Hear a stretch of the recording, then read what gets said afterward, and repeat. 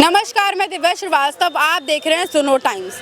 बात करें समाजवादी पार्टी की तो समाजवादी पार्टी युवाओं के लिए यूथ विंग कार्यक्रम चलाने वाली है, जिसमें वह अलग अलग युवाओं को अपने राजनीति में लेकर आने की बात करेंगे और साथ ही साथ छात्र छात्राओं मेधावी छात्र को लेकर के सम्मान भी दिया जाएगा।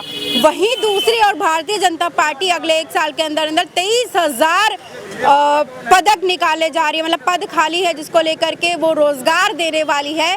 छात्रों के लिए बड़ी बात है, 23,000 रोजगार पद खाली करने वाली है। आप बताइए क्या कहना चाहेंगे? समाजवादी पार्टी जो छात्र छात्र मेधावी सम्मान जो है देने की बात करी है, ये क्या कॉपी करी है भारतीय जनता पार्टी को या अपनी तरफ से कुछ और नई राजनीति है? देखिए दिव्या जी, सबसे पहले तो 9 अगस्त क्रांति दिवस है। मैं पहले आपके चैनल के माध्यम से जो है श्रद्धांजलि उन क्रांतिवीरों को देना चाहता हूं कि जो देश के लिए आज़ादी के लिए, देश के आज़ादी के लिए जो है उन्होंने बलिदान दिया। आज अगस्त क्रांति का दिन है, तो पहले तो मैं उन लोगों को, शहीदों को नमन करता हूं और श्रद्धांजलि अर्पित करता हूं कि जो है जिन लोगों ने बहुत कम उम्र में 23 साल में, 26 साल में, 28 साल में, 31 साल में अपने जान का न्यौछावर कर दिया देशवासियों के लिए और देश को आज़ादी के लिए पूरा का पूरा न्यौछावर कर दिया, उनको श्रद्धांजलि देता हूं। और जहां तक आप बता रहे हैं समाजवादी पार्टी कार्यक्रम चलाने जा रही, तो अच्छी बात है। समाजवादी पार्टी को चलाना भी चाहिए, जागरूक करना चाहिए छात्रों, नौजवानों को, किसानों को, सब पे चलाना चाहिए,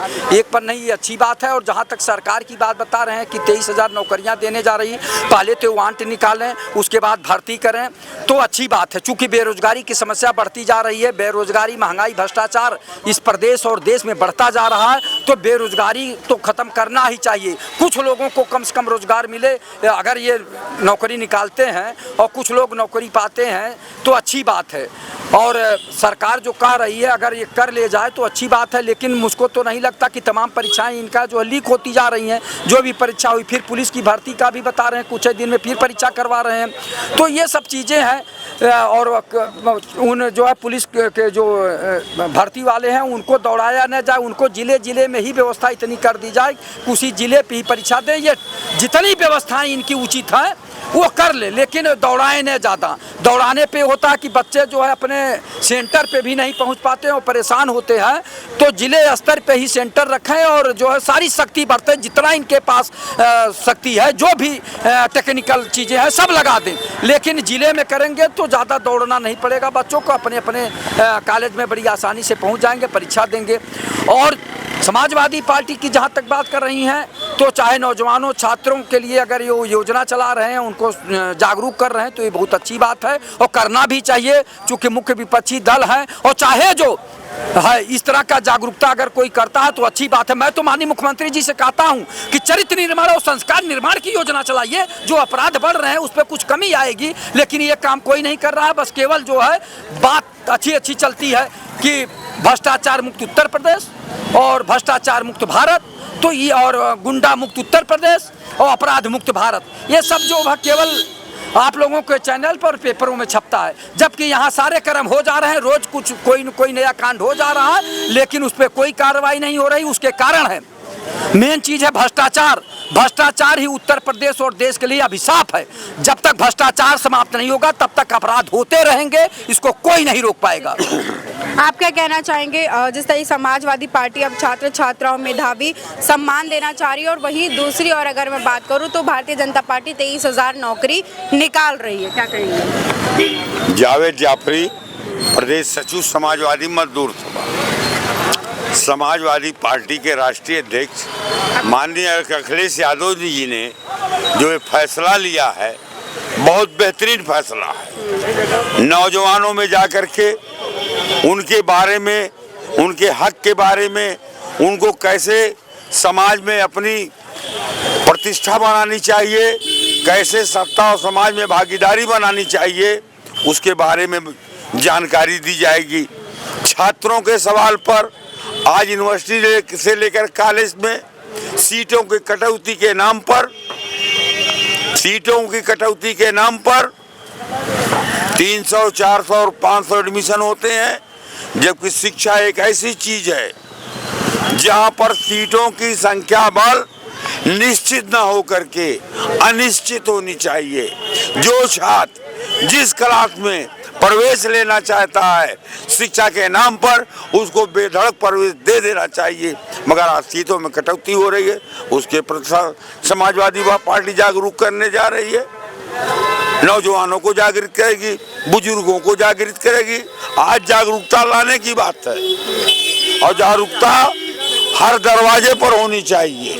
ये समाजवादी पार्टी ने जो फैसला लिया बहुत ही बहुत ही बेहतरीन फैसला है। ठीक है, चलिए आप हाँ एक मिनट मैं फिर आती हूँ आप पे। क्या कहना चाहेंगे? भारतीय जनता पार्टी 23,000 नौकरी दोबारा निकाल रही है। साल भर में 23,000 नौकरी का उनका कहना है कि 23,000 नौकरी युवाओं को मिलेगी, युवाओं के लिए अच्छा समय है। और दूसरी चीज़ अगर मैं बात करूँ समाजवादी पार्टी की, तो समाजवादी पार्टी अपना यूथ विंग नया कार्यक्रम चला रही है जिसमें छात्र छात्राओं को मेधावी सम्मान भी मिलेगा।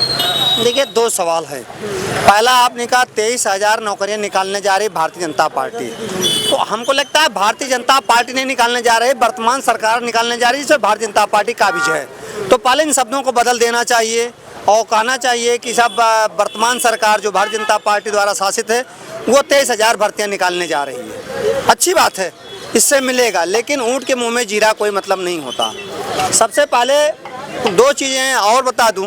दूसरी बात आपने कही अखिलेश यादव यूथ विंग के लिए कैंपेन चला रहे हैं। ये दुर्भाग्य है कि कैंपेन में तो यूथ चाहिए और पैसा लेकर राज्यसभा भेजने के लिए 60 साल चाहिए। ये दुर्भाग्य सारी पार्टियों का।